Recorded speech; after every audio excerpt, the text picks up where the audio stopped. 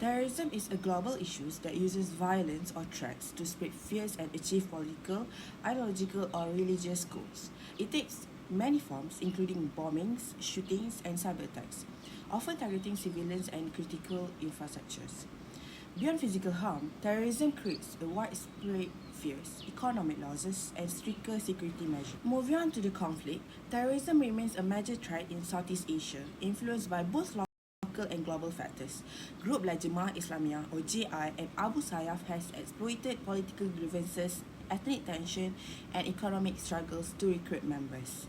Marginalized communities, particularly in regions like Mindanao or parts of Indonesia, are more vulnerable to radicalization due to a lack of opportunities and social injustice.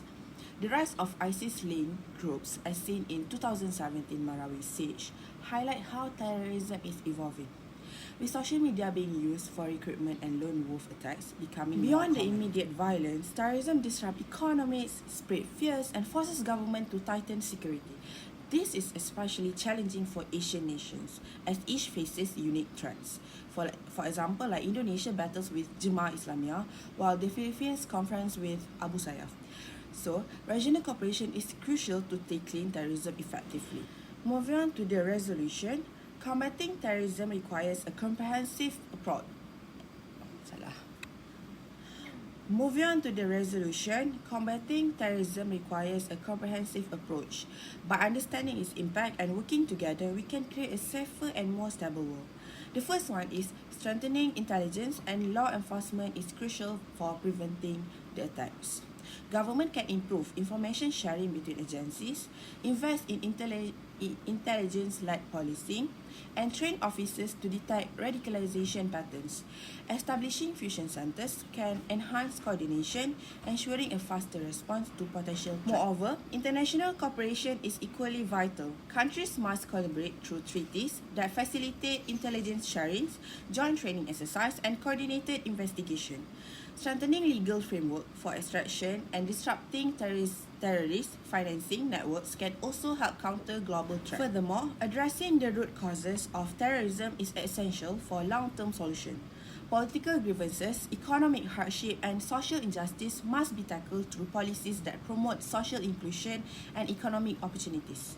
Investing in education, job creation, and community programs can reduce vulnerability to extremist ideologies. Lastly, education and public awareness are powerful tools in countering radicalization.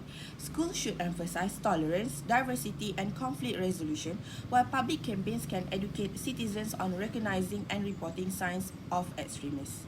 By combining these strategies, nations can build more resilient society and create a future that is safer and more secure for all. Next, I will discuss 4 pivotal ASEAN initiatives designed to enhance regional security and counter terrorism. Firstly, ASEAN Convention on Counterterrorism, ACCT, which is established in 2007, and it provides a comprehensive framework for member states to collaborate in preventing and combating terrorism.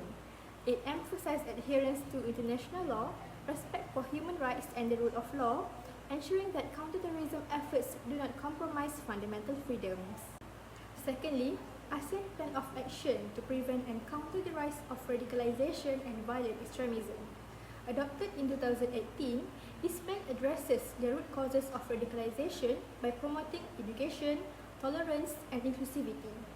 It advocates for strategic communication to counter extremist narratives and emphasizes the importance of community engagement and rehabilitation programs for reintegrating radicalized individuals. Thirdly, ASEAN Defence Ministers Meeting, ADMM. Since its inception in 2006, the ADMM has served as the primary platform for defence and security cooperation among ASEAN member states. It aims to enhance mutual trust through dialogue and practical collaboration on security challenges, including maritime security and humanitarian assistance. The ADMM Plus framework, which includes 8 additional countries, further expands this cooperation. Fourth, ASEAN Regional Forum, ARF. Established in 1994, the ARF is a key platform for security dialogue in the Indo-Pacific region. With 27 participants, including major global powers, the ARF fosters open discussions on political and security issues, aiming to build mutual understanding and address potential conflicts through confidence-building measures and preventive diplomacy. Collectively, these initiatives reflect ASEAN's commitment to fostering a secure and stable region through comprehensive strategies that address both immediate security concerns and the underlying factors contributing to terrorism and violent extremism. Hi, my name is Engko Aida binti Ko Azam. My ID number is SIV 2303055, and I'll be talking about the international law that is applied by ASEAN regarding counterterrorism. Terrorism remains a major threat to regional stability, economic growth, and societal harmony. Recognizing the urgency of a collective response, ASEAN has established key legal frameworks to enhance cooperation among member states.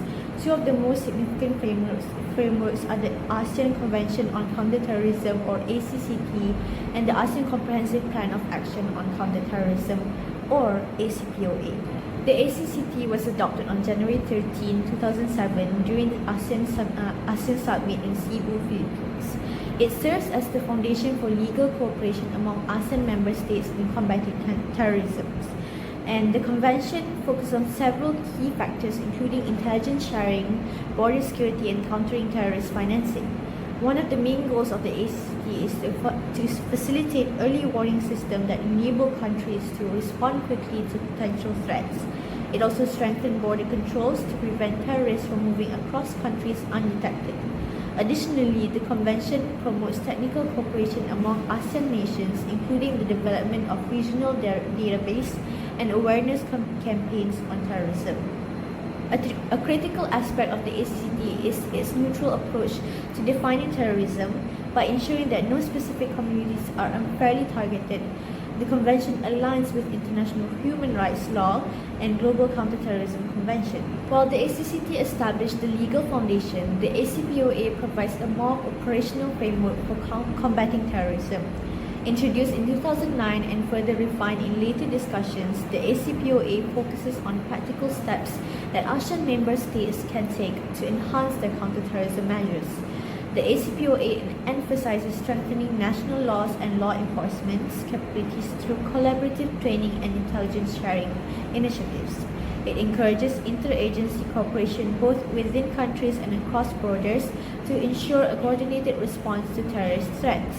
Moreover, it addressed the root cause of terrorism, such as economic disparity, social injustice, and radicalization.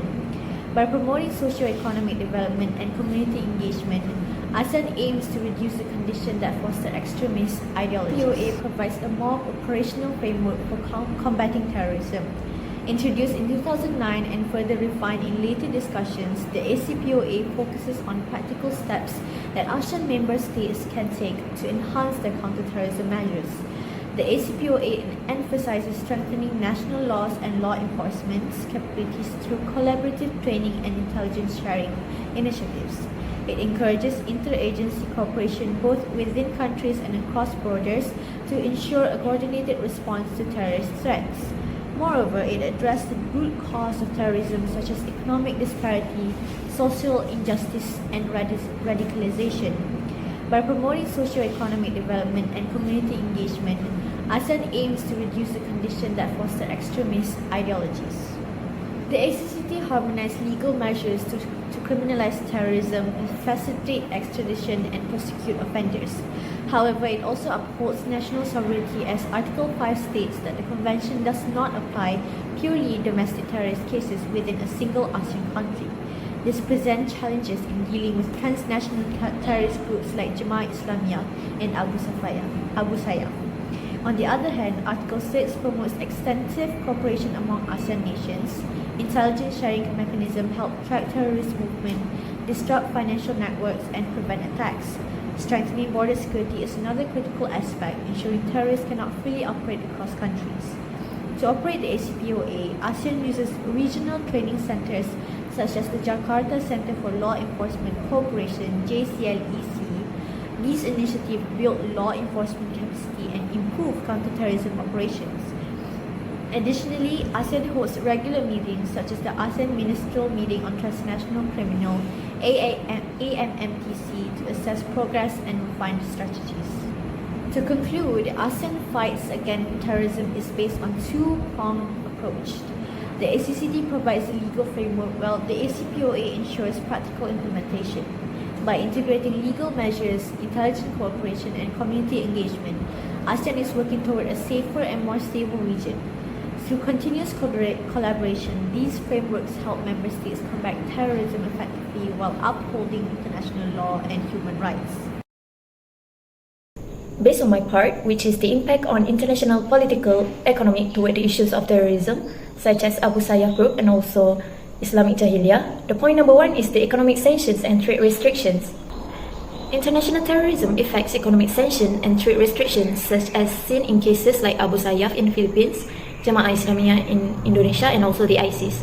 These sanctions aim to cut off financial support, weaken government link to terrorism, and limit access to resources used for attacks. While they help to combat terrorism, they also have wider economic and political effects. Sanctions pressures government to change policies on terrorism. These measures force government to reconsider their ties with terrorists by restricting financial access, limiting trade, and blocking foreign aid like what happened in Indonesia and Philippines. This has sometimes led leaders to crack down on domestic terrorism to restore international relations. However, sanctions can also weaken law enforcement and security efforts, reduce state revenues, make it harder to fund counter-terrorism attacks, intelligence gatherings, and border security. Weak institutions and corruption can allow terrorist groups to operate more freely, increasing security risks. As for the second point in impact is the foreign direct investment policy, which is they play a key role in economic growth, especially in areas affected by terrorism. Groups like Jamaah Islamiyah, Indonesia, Abu Sayyaf group in the Philippines thrive in poor regions where unemployment and weak governance fuel extremism. FDI helps reduce terrorism by boosting the economy and creating jobs. Economic struggle push people toward extremism, but FDI encourages industry growth, providing employment and improving infrastructure. When people have stable incomes, they are very likely to join terrorist group. For example, Jamaah Islamiyah, which seeks to create an Islamic caliphate, takes advantage to economic inequality to spread its influence. As for the third part, which is the shift in regional and global alliances, terrorism influence a country, international relationships and alliances. Nations facing terrorism often face pressure to strengthen counter-terrorism efforts. Military cooperation has increased due to threats groups like Abu Sayyaf, Jamaah Islamiyah, and Al-Qaeda. Countries form securities alliances to combat terrorism and protect national stability. For example, the US and the Philippines have strengthened their partnerships to ensure security in the Indo-Pacific region. Economic diplomacy also plays a role in economic counterterrorism. Countries work to attract investors by proving they have strong security measures in place.